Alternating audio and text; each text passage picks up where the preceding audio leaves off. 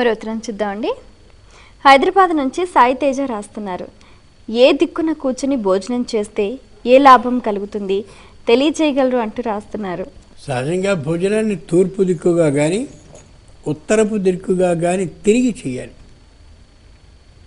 అలా చేసినట్లయితే సరైనటువంటి విధంగా పచనం అవుతుంది. పచనం అంటే లోపల మళ్ళీ తిరిగి వండబడుతుంది, ఆరోగ్యకరంగా ఉంటుందని మనకి మంత్రపుష్పంలో స్పష్టంగా కనిపిస్తూ ఉంటుంది. అదే భగవద్గీతలో ఇప్పుడు పచామ్యన్నం చతుర్విధం. మనం భోజనం చేసిన ఆహార పదార్థాన్ని ఆయన అంటే మహానుభావుడైనటువంటి పరమేశ్వరుడు పచామి అన్నం మళ్ళీ వండుతున్నా అన్నాడు.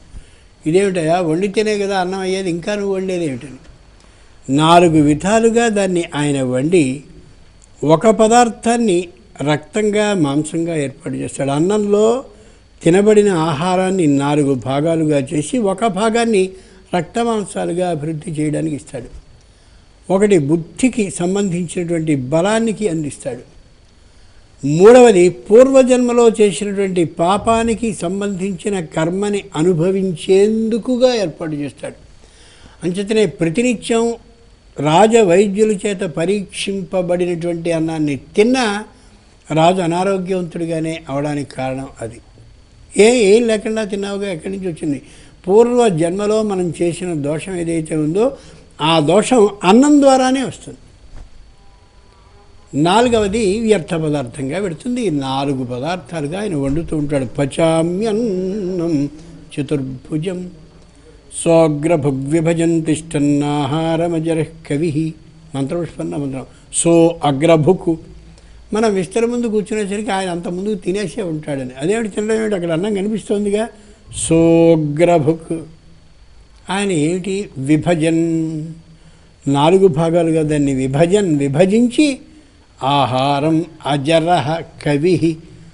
అలా ప్రతినిత్యం ప్రతి వ్యక్తి తినేటటువంటి ఆహారాన్ని 4 భాగాలుగా విభజిస్తూ తినడం అనేది ఏదైతే ఉందో ఆ తినడం అనే దానికి ఒకరోజు సెలవు పెట్టట, ఓ రోజు మానేసేయట, లేకపోతే 2 రోజులు ఒకసారి చూస్తానులే అని అనట. ఆ జరహ ముసలితనమే ఆయనకి లేదు. ఏ రోజు వచ్చి ఖచ్చితంగా మనం తినేటటువంటి ఆహార పదార్థాన్ని 4 భాగాలుగా చేసి రక్తమాంసాలుగా, అలాగే బుద్ధికి, అలాగే పాపం రావడానికి, వ్యర్థంగా వెళ్ళిపోవడానికి ఈ 4 విభాగాలని ఏర్పాటు చేస్తూనే ఉంటాడని ఇటు మంత్రపుష్పం చెప్తుంది, అటు భగవద్గీత తెలియజేస్తుంది. భగవద్గీత ఉపనిషత్సారమే కదా. అందుకని మనం జాగ్రత్తగా ఆలోచించుకుని చేయాలి. ఇలా సరైనటువంటి విధంగా పరమేశ్వరుడు చేయాలి అంటే తూర్పు కానీ అలాగే ఉత్తరముఖంగా కానీ భోజనాన్ని చేయాలి. శ్రాద్ధ కాలంలో మనం జాగ్రత్తగా పరిశీలించి చూసినట్టయితే తెలుస్తుంది. దక్షిణంగా కూర్చోబెట్టి తినేటటువంటి పద్ధతి ఇవన్నీ ఏర్పాటు చేసుకుని చూస్తే ఎటు చేయకూడదో ఎటు చేయవచ్చో మనకు అర్థమవుతుంది. చాలా సంతోషం అండి. మీ అమూల్యమైన సమయాన్ని కేటాయించి మా ప్రేక్షకుల ధర్మ సందేహాలకు శాస్త్రీయ సమాధానాలు అందించినందుకు ధన్యవాదాలు. వీక్షించారు కదండి, ఇది ఇవాల్టి ధర్మ సందేహం.